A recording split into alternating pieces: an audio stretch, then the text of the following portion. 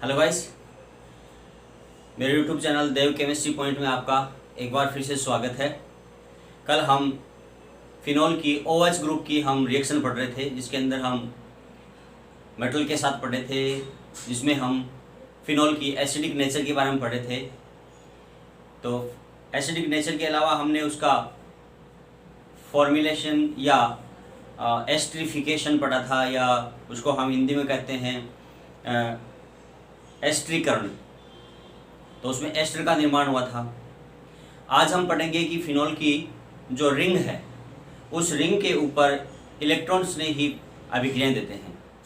अर्थात हम पढ़ेंगे आज एरोमेटिक इलेक्ट्रोफिलिक सब्स्टिट्यूशन रिएक्शन, यानी एरोमेटिक इलेक्ट्रॉन्स ने ही अभिक्रियाएं पढ़ेंगे। और वो कहाँ पढ़ेंगे? फिनॉल की जो वलय बनी हुई है, उस वलय के ऊपर पढ़ेंगे हम।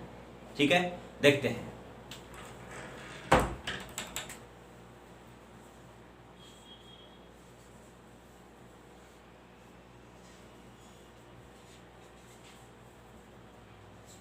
ये फिनॉल है। तो फिनॉल के अंदर जैसे मैं ये बीच वाला जो रिंग हटाकर मैं इस प्रकार से इसके बॉन्ड बना दूं, तो इसका जो रेजोनेंस स्ट्रक्चर होगा या अनुनादी संरचना होगी, उस अनुनादी संरचना में हम देखेंगे, जो मैंने पहले बताया है आपका, फिनॉल का जो अनुनादी संरचना है या रेजोनेंस स्ट्रक्चर है, वो मैंने आपको पिछले वीडियो में बताई थी, जो आप पिछला वीडियो देख सकते हैं। इसके अंदर हम देखा था कि ऑर्थो स्थिति, पैरा स्थिति और मेटा स्थिति के ऊपर क्या होता है? इलेक्ट्रॉन घनत्व बढ़ जाता है, यानी इलेक्ट्रॉन डेंसिटी है वो ऑर्थो और पैरा स्थिति पे बढ़ती है। इट मीन्स कि यदि जिसके अंदर कोई भी इलेक्ट्रॉन न्यून कंपाउंड है, ठीक है ना, इलेक्ट्रॉन न्यून का मतलब है उसके अंदर इलेक्ट्रॉन की कमी है, इलेक्ट्रॉन डेफिशिएंट है, कोई भी एजेंट आता है तो वो इसके ऊपर अटैक कहाँ करेगा? इन ऑर्थो स्थिति और पैरा स्थिति के ऊपर। तो इस पर एक क्वेश्चन बनता है कि फिनॉल है वो ऑर्थो और पैरा निर्दिष्टकारी होता है, या क्वेश्चन इस प्रकार से आता है कि फिनॉल की इलेक्ट्रॉन स्नेही अभिक्रियाएं कहाँ पर संपन्न होती है? ऑर्थो और पैरा स्थिति पे संपन्न होती है। क्यों? इसका आंसर क्या हो जाएगा कि फिनॉल की अनुनादी संरचना के अंदर, फिनॉल की रेजोनेंस स्ट्रक्चर के अंदर ये ऑर्थो और पैरा स्थिति के ऊपर इलेक्ट्रॉन डेंसिटी बढ़ जाती है या इलेक्ट्रॉन घनत्व बढ़ जाता है। इस कारण से आने वाला अटैकिंग एजेंट या आक्रमणकारी इलेक्ट्रॉन्स ने ही है, वो ऑर्थो और पैरा स्थिति के ऊपर आक्रमण करता है, जिससे क्या बनेगा? दो उत्पाद बनते हैं। कितने उत्पाद बनेंगे? दो।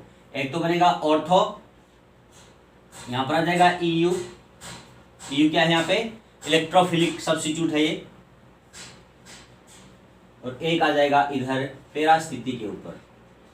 अर्थात क्या बन गया है? यहाँ पे दो प्रोडक्ट बने हैं, एक तो ऑर्थो उत्पाद है और एक है पैरा उत्पाद। अर्थात फिनॉल है वो इलेक्ट्रॉन्स नहीं अभिक्रियाओं के प्रति क्या होते हैं? ऑर्थो और पैरा निर्दिष्टकारी होता है। कारण मैंने बता दिया क्या होता है कि ऑर्थो और पैरा स्थिति के ऊपर इलेक्ट्रॉन घनत्व वो बढ़ जाता है, इस कारण से। ठीक है, अब देखिए हम इनकी रिएक्शन पढ़ते हैं। बहुत सारी रिएक्शंस है, ये एकदम आसान है, कुछ नहीं करना, आपको सीधा का सीधा लिखना है। जैसे फिनॉल है और फिनॉल की रिएक्शन करा दी मैंने HNO3 के साथ, और ये कैसा है? डाइल्यूट है या तनु है? कैसा है ये? डाइल्यूट या तनु है। ये डाइल्यूट है। जैसे इसके साथ रिएक्शन करवाते हैं तो यहां से देखो HNO3 इस प्रकार से ब्रेक होगा, ठीक है। OH यहां से रिमूव हो जाएगा तो OH पे नेगेटिव चार्ज होता है, इस पर कौन सा आ जाएगा? पॉजिटिव चार्ज आएगा। तो इसके ऊपर कैसा है? देखो पॉजिटिव चार्ज है NO2 के ऊपर। तो ये NO2 पे इलेक्ट्रॉन डेफिशिएंट है, और ये कहाँ अटैक करेगा? ऑर्थो और पैरा स्थिति पे। ये दोनों ऑर्थो स्थिति है, ये पैरा स्थिति। तो यहाँ देखिए इस प्रकार से बनेगा ये प्रोडक्ट। ये OH इधर हो गया NO2 प्लस में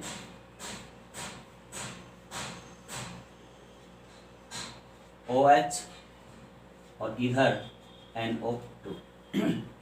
ये सीधी सी अभिक्रिया है, इसके अंदर कोई ज्यादा नहीं है। ये क्या है? ऑर्थो नाइट्रोफिनॉल और ये पैरा नाइट्रोफिनॉल। अब इसके अंदर पर्सन किस प्रकार से होता है कि आपने इसको बना तो लिया, लेकिन इसको आप अलग कैसे करेंगे? बहुत बार प्रश्न पूछा हुआ है कि जब हम फिनॉल का नाइट्रीकरण करते हैं या नाइट्रिफिकेशन करते हैं, ठीक है ना, क्या कर रहे हैं हम, नाइट्रीकरण या नाइट्रिफिकेशन। जब हम इसका नाइट्रिफिकेशन करते हैं तो हमारे पास ऑर्थो और पेरा नाइट्रोफिनोल का फॉर्मेशन होता है। तो हम इसे अलग कैसे करते हैं, ठीक है, तो अलग कैसे करेंगे, स्टीम डिस्टिलेशन द्वारा। किसके द्वारा, स्टीम डिस्टिलेशन के द्वारा।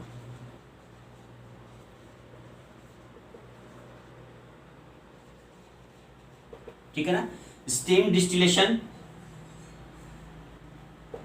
या इसको बोलते हैं भाप या वाष्प आश्वन। किसके द्वारा अलग करते हैं इसको सॉरी, भाप अथवा वाष्प आश्वन के द्वारा या स्टीम डिस्टिलेशन के द्वारा इनको हम अलग करते हैं। क्यों करते हैं, देखिए पहला प्रश्न ये होगा कि इसको किसके द्वारा अलग करते हैं, विधि कौन सी होगी, वाष्प आश्वन या स्टीम डिस्टिलेशन। एक दूसरा प्रश्न इसके ऊपर और बनता है कि फिनोल के साथ हम HNO3 का रिएक्शन कराते हैं तनु का या डाइल्यूट का, तो बनता है ऑर्थो और पेरा नाइट्रोफिनोल बनता है। इसको हम भाप आश्वन विधि द्वारा या स्टीम डिस्टिलेशन मेथड द्वारा इसको अलग करते हैं। क्यों, ठीक है, इसमें आंसर भी दे दिया और आंसर के अंदर है वो क्वेश्चन पूछ लिया कि हमने किसके द्वारा इसको दोनों का अलग किया, स्टीम डिस्टिलेशन या भाप आश्वन। तो भाप आश्वन यहां पर क्यों लेते हैं वो देखें।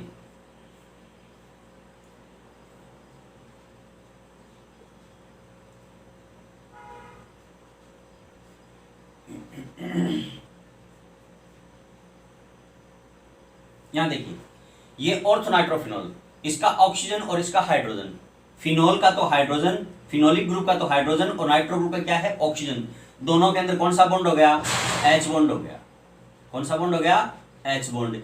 और H बॉन्ड कौन सा है, इंट्रामोलिकुलर H बॉन्ड। ठीक है, कैसा है ये, इंट्रामोलिकुलर H बॉन्ड है। अर्थात क्या है ये, अंत आणविक, अंत का मतलब खुद के साथ हाइड्रोजन बॉन्ड बनाया है इसने, अंत आणविक हाइड्रोजन आबंध बनाया है। जबकि इसमें देखिए दूसरे के अंदर, पेरा वाली स्थिति के अंदर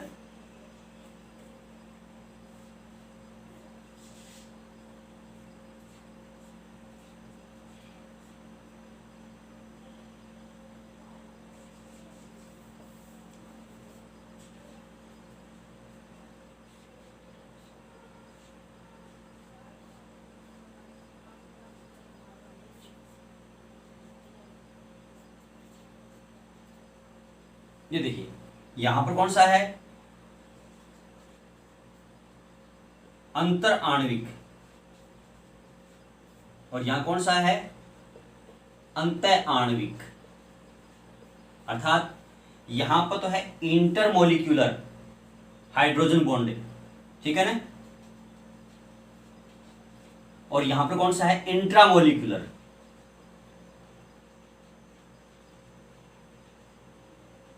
यहां तो इंट्रामोलिक्यूलर है और यहां पर कौन सा है, इंटरमोलिक्यूलर है। तो ये इंटरमोलिक्यूलर है, तो ये देखिए खुद के अंदर होगा तो इसका ये कैसा होगा, ये वोलेटाइल होगा, स्टीम में वोलेटाइल होगा। अर्थात क्या करेगा, ये वाष्प के साथ है वो अलग हो जाता है। जबकि इसके अंदर क्या होगा, इसका बॉइलिंग पॉइंट ज्यादा होता है।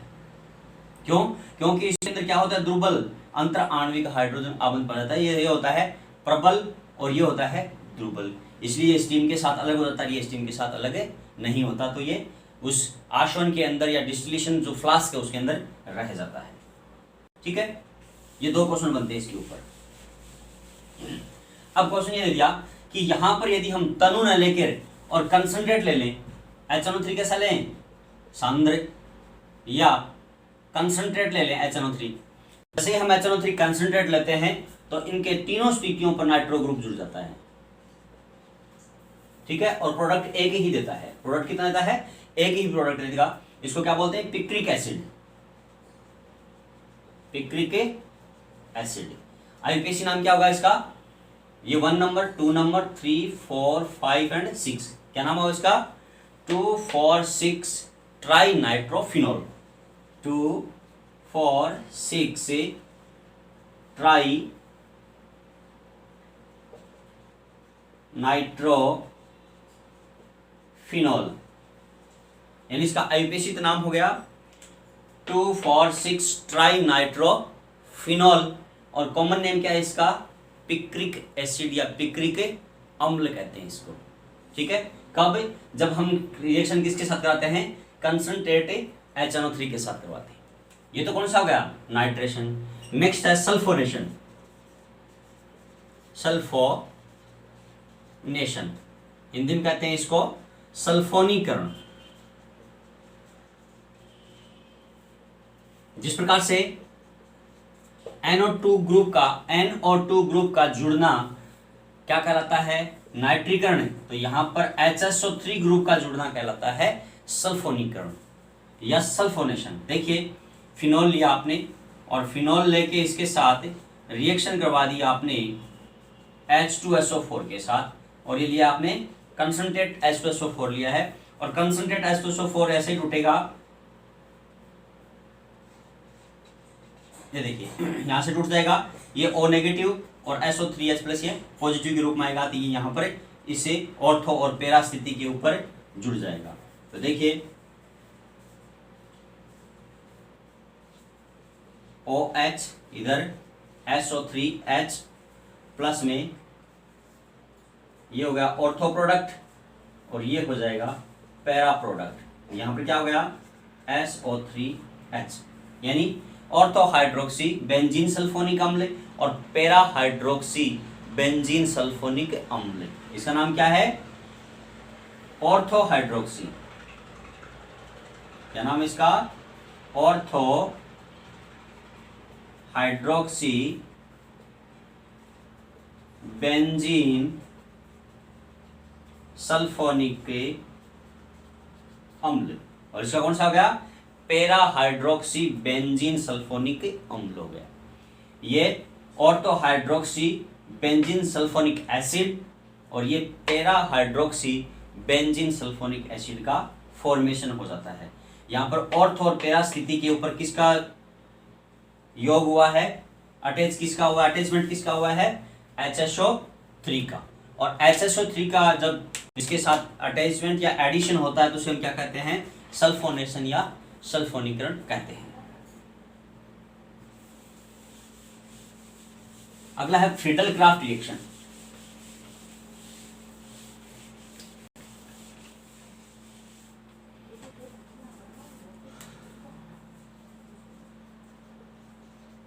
फ्रीडल क्राफ्ट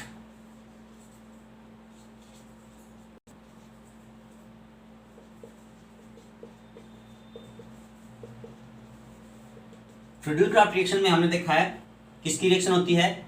या तो इस प्रकार से देखो,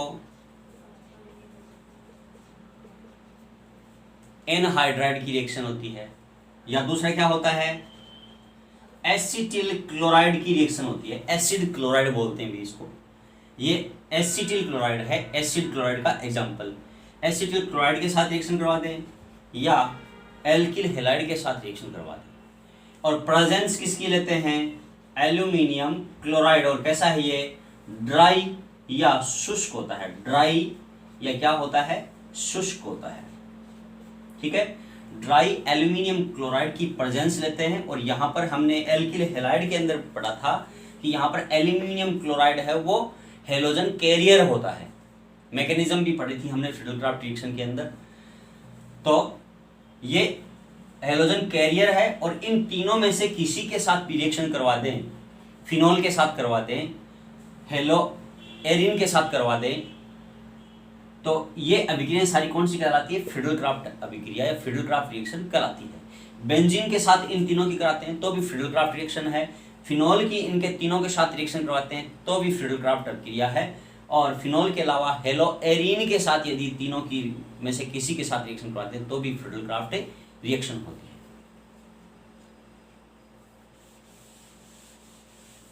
देखते हैं।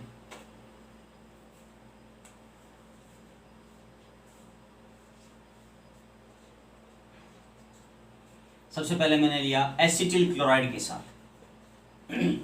यहां से एक H का रिमूवल होगा Cl के साथ, और यहां पर एल्यूमिनियम क्लोराइड है। ड्राई एल्यूमिनियम क्लोराइड की प्रेजेंस से नेसेसरी होता है, और यहां बना लेगा दो प्रोडक्ट बनाएगा, ortho and A para product.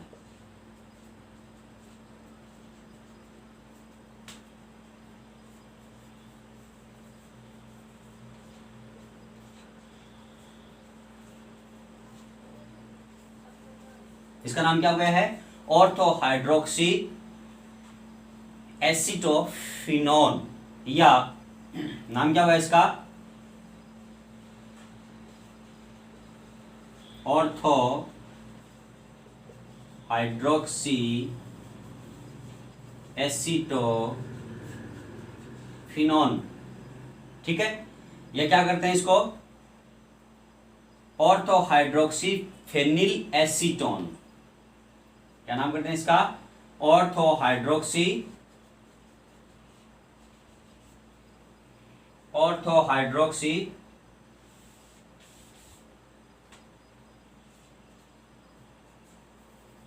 ओ को इस प्रकार से लिख दें, ऑर्थो हाइड्रोक्सी फेनिल एसीटेट। ठीक है, तो ये कौन सा होगा? पेरा हाइड्रोक्सी, देखो पेरा स्थिति में पेरा हाइड्रोक्सी एसिटोफिनोन, या क्या कहते हैं इसको? पेरा हाइड्रोक्सी फेनिल एसीटेट। दो नाम हो गए इसके, जिस प्रकार से इसके दो नाम है उसी प्रकार से इसके दो नाम है। इसका नाम क्या है? ऑर्थो हाइड्रोक्सी एसिटोफिनोन, और इसका नाम क्या होगा दूसरा इसका? Ortho hydroxy phenyl acetate. उसी प्रकार से इसका नाम दे दें कि ये ऑर्थो हाइड्रोक्सी फेनिल एसीटेट की जगह ये पेरा पे स्थित चला गया है, तो पेरा हाइड्रोक्सी एसीटो या पेरा हाइड्रोक्सी एसिटोफिनोन या पेरा हाइड्रोक्सी फेनिल एसीटेट इसका नाम हो गया है, IUPAC नाम करते हैं। ठीक है, अब इसके अंदर ये दो उत्पाद बने हैं। इन उत्पाद के अंदर हम देखें कि ये यहां पर इसका क्या काम है, तो देखिए AlCl4 है, वो क्या करेगा? इसके साथ रिएक्शन करेगा। किसके साथ है? CH3 double bond O acetyl chloride के साथ रिएक्शन करेगा, और यहां से इनके साथ ये अलग हो जाएगा। तो क्या बन गया? AlCl4 नेगेटिव और plus CH3 double bond O और पॉजिटिव। ये जो यहां पर पॉजिटिव चार्ज वाला जो ग्रुप बना है, एसिटिल ग्रुप बना है, ठीक है ना, ये एसिटिल ग्रुप क्या करेगा? इसके ऊपर ऑर्थो और पेरा स्थिति के ऊपर आक्रमण करता है। ठीक है, जिस प्रकार से हमने नाइट्रिफिकेशन किया था या सल्फोनेशन किया था। दूसरा इसके अंदर हम ले लें कि फिनॉल की रिएक्शन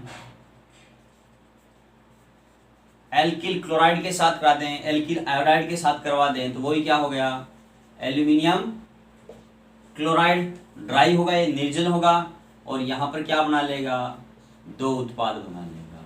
यहां गया फिनॉल CH3 और प्लस में इधर भी फिनॉल के साथ पेरा स्थिति के ऊपर ये बन गया मेथिल समूह जुड़ गया। तो इसको तो कहा था आपने 2-मेथिल फिनॉल, ये कौन सा हो गया? 4-मेथिल फिनॉल। दो प्रोडक्ट बन गए हैं। तो इस प्रकार से कौन सी हो गई है? फ्रीडल-क्राफ्ट रिएक्शन हो गई है।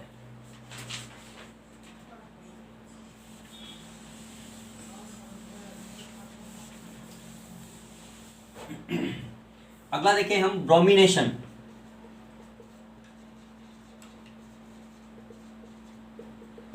ब्रोमीनीकरण, ये थोड़ा सा अलग है। ब्रोमीनीकरण अलग क्यों है? कि ब्रोमीनीकरण के हमने सल्फोनेशन के अंदर है निर्जल एल्यूमिनियम क्लोराइड लिया था, नाइट्रेशन के अंदर भी हमने फ्रीडल-क्राफ्ट में हमने लिया था निर्जल एल्यूमिनियम क्लोराइड, क्योंकि वो एक एलोजन कैरियर था। और इसके अलावा हमने HNO3 लिया था, H2SO4 लिया था, वहाँ पर किसी की प्रेजेंस की आवश्यकता नहीं थी। लेकिन यहाँ पर यदि हम ब्रोमीन के साथ रिएक्शन करवाते हैं तो जरूरी होता है कि कार्बन डाइसल्फाइड ले लेते हैं। क्या लेंगे? कार्बन डाइसल्फाइड है वो ले लेते हैं इसके लिए, या फिर CCl4 लेते हैं उत्पाद बनाने के लिए। कि क्यों लेते हैं? देखिए कि कार्बन डाइसल्फाइड और CCl4 है, ये क्या करता है? अक्रिय वातावरण पैदा करता है। क्या करता है? ये अक्रिय वातावरण यहाँ पर पैदा कर देता है। इस कारण से ये आसानी से इसके ऑर्थो और पेरा स्थिति के ऊपर अटैक कर देता है।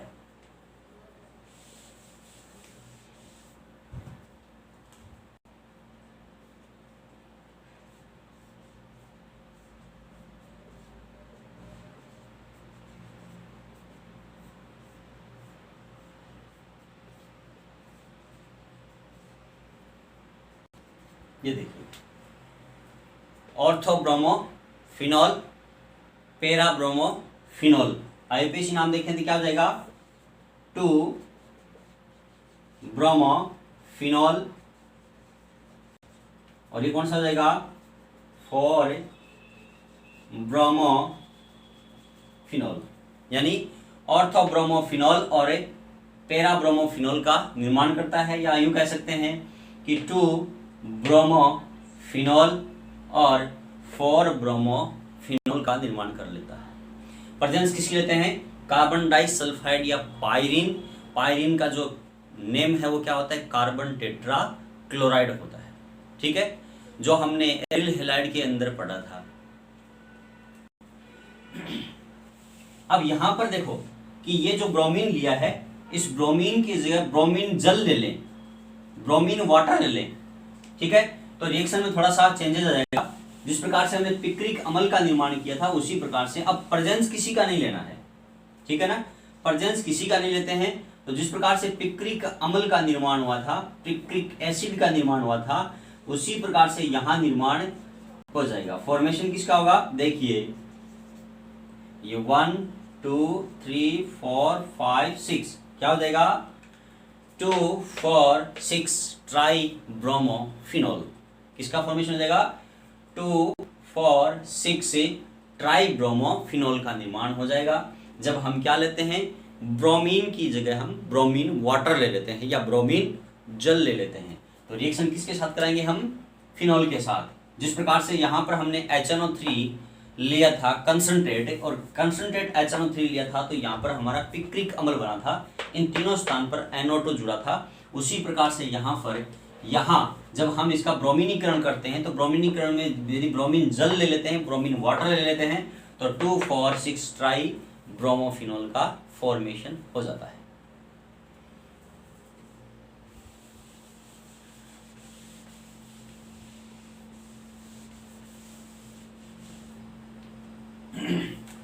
अगला है फ्रीज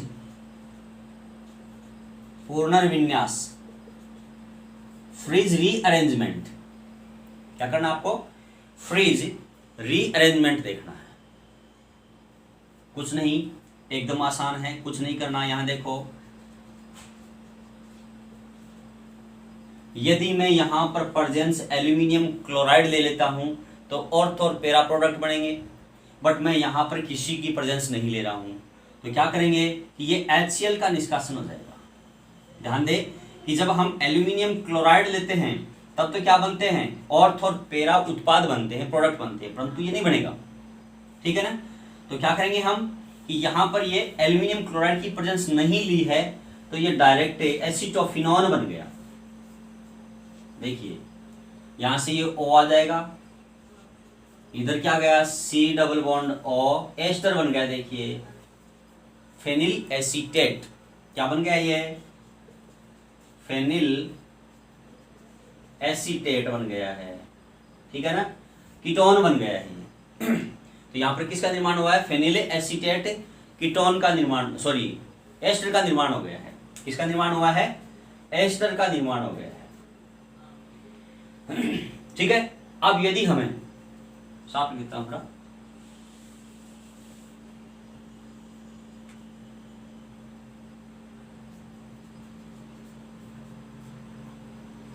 अब यदि हम इसका फिर से जो ये बना है, यहां से देखो HCl का डिस्कशन हो गया। अब इसकी रिएक्शन है वो एल्यूमिनियम क्लोराइड की प्रेजेंस में क्या ले लें हम, AlCl3 और नाइट्रोबेंजीन ले लें। क्या लें, किसकी प्रेजेंस लें हम, नाइट्रोबेंजीन की प्रेजेंस ले लें।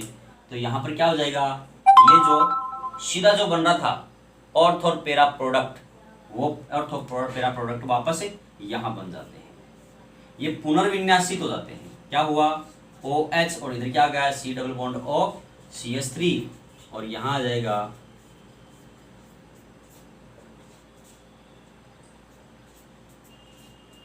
ये देखिए वापस वही प्रोडक्ट आ गया है। तो ये पुनर्व्यवस्थित हुआ है, कौन सा, फेनिल एसीटेट एस्टर से नाइट्रोबेंजीन की प्रेजेंस के अंदर एल्यूमिनियम क्लोराइड की प्रेजेंस में ये क्या करता है, पुनर्व्यवस्थित होकर और क्या करता है, फेनिल एसीटेट से और ऑर्थो हाइड्रोक्सी और पेरा हाइड्रोक्सी क्या बन गया है, फिनोन बन गया है, एसीटोफिनोन बन गया है। ठीक है, तो ऑर्थो और पेरा प्रोडक्ट है, तो इसको क्या कहते हैं हम, फ्रेज पुनर्विन्यास कहते हैं।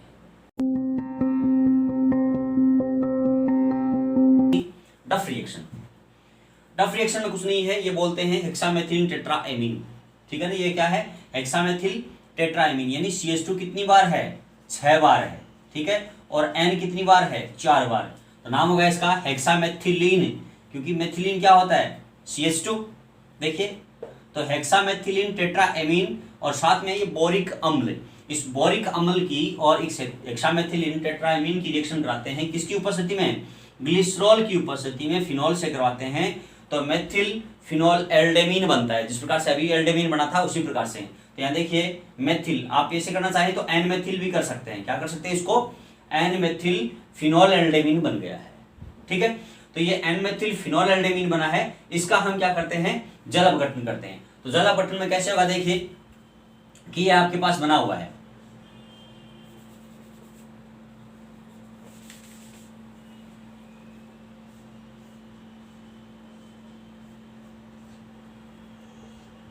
ये फिनॉल है,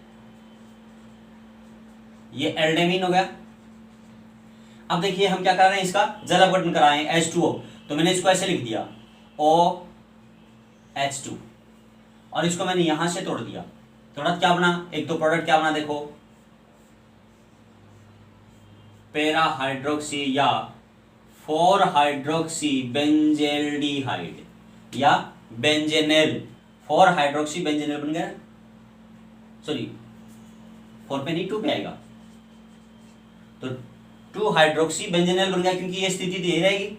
अब देखिए यहां पर क्या बना है, CH3N और H2, तो प्लस में क्या आ गया, CH3 और NH2 आ गया। तो नाम क्या आ गया इसका, मेथेनेमीन, मेथेनेमीन। अर्थात क्या बना हमने कि इसे डफ रिएक्शन के द्वारा हम क्या करते हैं कि डफ रिएक्शन के अंदर हम हेक्सामेथिलीन टेट्राएमीन प्लस में बोरिक एसिड की उपस्थिति लेते हैं और ग्लिसरॉल यहाँ पर रिएक्शन को कंट्रोल करने के लिए काम में लिया जाता है। तो जैसे ही रिएक्शन करवाते हैं किसके साथ, हेक्सामेथिलीन टेट्राएमीन के साथ, साथ में बोरिक एसिड और फिनॉल के साथ करवाते हैं, तो वही यहाँ पर एन मेथिल फिनॉल एल्डेमीन का निर्माण होता है। ये एन मेथिल फिनॉल एल्डेमीन फिर से जल अपघटित होता है और इस प्रकार से क्या बन गया, ये ऑर्थो हाइड्रोक्सी बेंजेल्डिहाइड। नाम क्या होगा इसका common name, ortho hydroxy benzaldehyde या 2 हाइड्रोक्सी बेंजेनेल या बेंजीन एल्डिहाइड का निर्माण या फॉर्मेशन होता है। और साथ में क्या होता है, मेथिल एमीन का फॉर्मेशन होता है। ठीक है,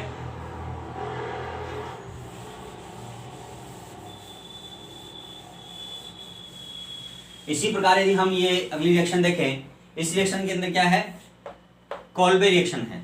ठीक है ना, कॉल्बे स्मिथ रिएक्शन के अंदर हम देखें, कॉल्बे में कुछ नहीं करना है, आपको सिर्फ कार्बोक्सिलेशन करवाना है, कार्बोक्सिलीकरण करवाना है, यानी कार्बोक्सिलिक समूह को जोड़ना है। तो यहाँ देखिए सबसे पहले हम ये करवा रहे हैं रिएक्शन किसके साथ, सोडियम हाइड्रोक्साइड के साथ। तो ये सोडियम हाइड्रोक्साइड के साथ फिनॉल रिएक्शन करता है, तो बहुत बार हम करवा चुके हैं, फिनॉल की सोडियम हाइड्रोक्साइड के साथ रिएक्शन करवाते हैं तो सोडियम फिनोक्साइड बनता है। क्या बनता है, सोडियम फिनोक्साइड बनता है। ये देखिए, ये ONA, ठीक है ना। ये सोडियम फिनोक्साइड इसलिए बनाते हैं क्योंकि फिनॉल की अपेक्षा सोडियम फिनोक्साइड है वो ज़्यादा रिएक्टिव होता है। हम हर रिएक्शन के अंदर बार बार सोडियम हाइड्रोक्साइड के साथ रिएक्शन करवा रहे हैं। क्यों? क्योंकि ये इसलिए करवा रहे हैं कि फिनॉल से जो सोडियम हाइड्रोक्साइड के साथ क्रिया करके सोडियम फिनोक्साइड बनता है, वो सोडियम फिनोक्साइड इस फिनॉल की अपेक्षा ज़्यादा रिएक्टिव होता है।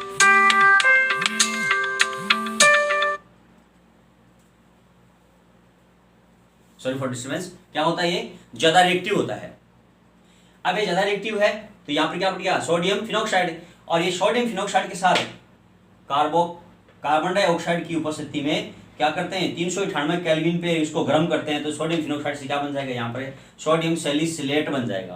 क्या बनेगा, सोडियम सैलिसिलेट बनेगा। और सोडियम सैलिसिलेट का हम क्या करते हैं, हम फिर जल अपघटन करते हैं। यहाँ देखिए सोडियम सैलिसिलेट बनाना, इसके बाद क्या बना, कि सोडियम सिलेट सैलिसिलेट और सोडियम सैलिसिलेट है वो H+ के साथ रिएक्शन करेंगे तो ये यहाँ से हट जाएगा और ये यहाँ से हट जाएगा, ये हाइड्रोजन जुड़ेगा और ये हटेगा, तो यहाँ पर हाइड्रोजन आ गया, सोडियम से क्या गया हाइड्रोजन, तो क्या बन गया सैलिसिलिक एसिड का निर्माण हो गया।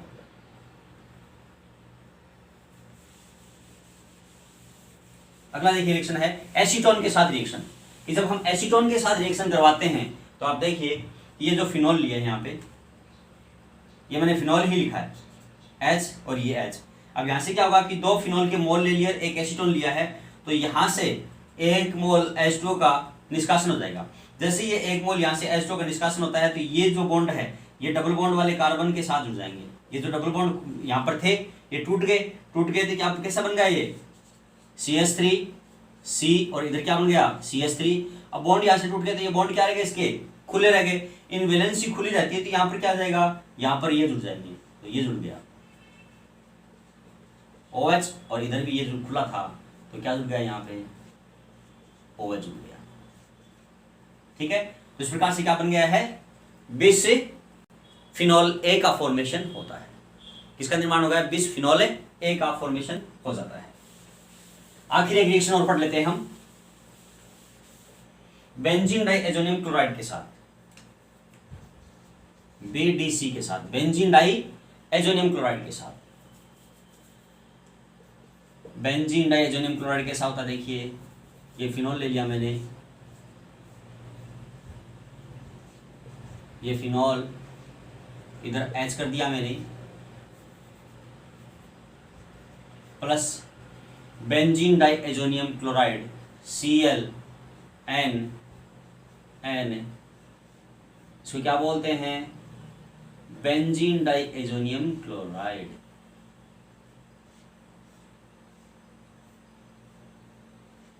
यह है बेंजीन डाइएजोनियम क्लोराइड। तो यहां से एक HCl का निष्कासन होगा और HCl का निष्कासन होगा, क्या बन गया देखो इधर क्या है HO है, फिर क्या है फिनॉल है।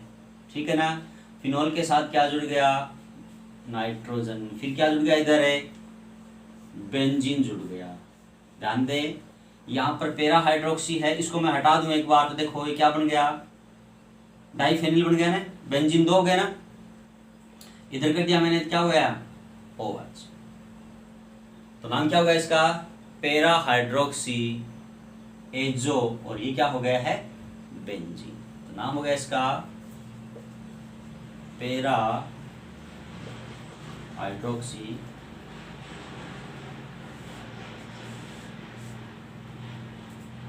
पैरा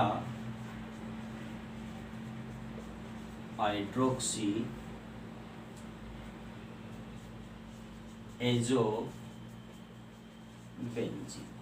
देखिए N2 ग्रुप है उसको एजो बोलते हैं, पैरा के ऊपर ये हाइड्रोक्सी ग्रुप उपस्थित है और ये 2 क्या हो गए बेंजीन। इस प्रकार से पैरा हाइड्रोक्सी एजो बेंजीन का फॉर्मेशन होता है। अब यदि हम फिनॉल का यूजेज देखें तो फिनॉल से है वो बहुत सारे यूजेज है कि जैसे कार्बोलिक एसिड के रूप में इसको काम में लेते हैं, सैलिसिलिक अम्ल के निर्माण में हम इसको काम में लेते हैं, फिनाइल का फॉर्मेशन करते हैं तो फिनाइल है वो फिनॉल से बनाते हैं। इसके अलावा है इसका जब हम पोछा मारते हैं फिनॉल को थोड़ी सी मात्रा में डाल के तो उसको हम एंटीसेप्टिक के रूप में फिनॉल का उपयोग करते हैं। ठीक है, तो ग्रीक अम्ल का हमने निर्माण किया था। एक रिएक्शन और रह गई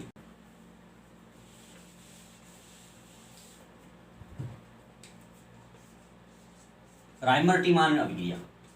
ये फिनॉल है, फिनॉल के साथ हमने क्लोरोफॉर्म लिया था और क्लोरोफॉर्म के साथ हम सोडियम हाइड्रोक्साइड ले लें या पोटेशियम हाइड्रोक्साइड ले लें तो क्या बनता है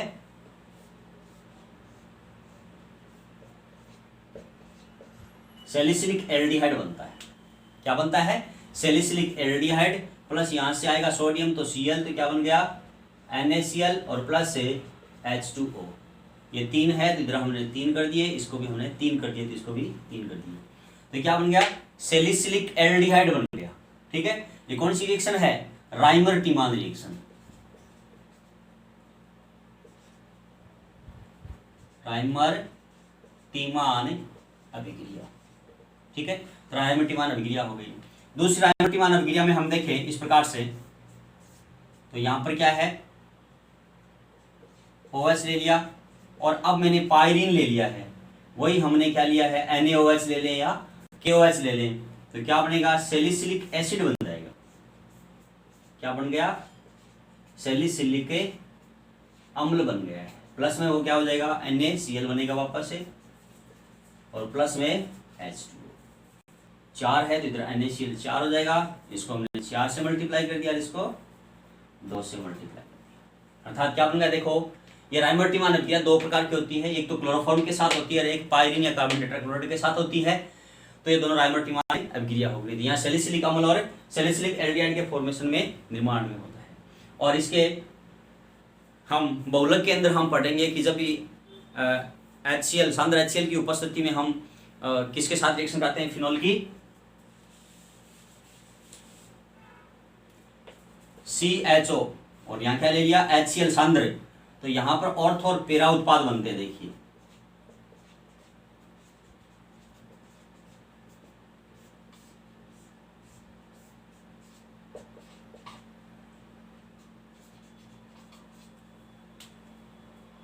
ये क्या है, ऑर्थो हाइड्रोक्सी बेंजिल एल्कोहल, ये है पेरा हाइड्रोक्सी बेंजिल एल्कोहल, ठीक है ना, बेंजीन एल्कोहल नहीं, ये बेंजिल एल्कोहल है, ऑर्थो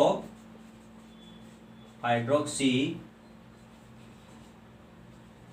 बेंजिल एल्कोहल, और ये पेरा हाइड्रोक्सी बेंजिल एल्कोहल का फॉर्मेशन होता है।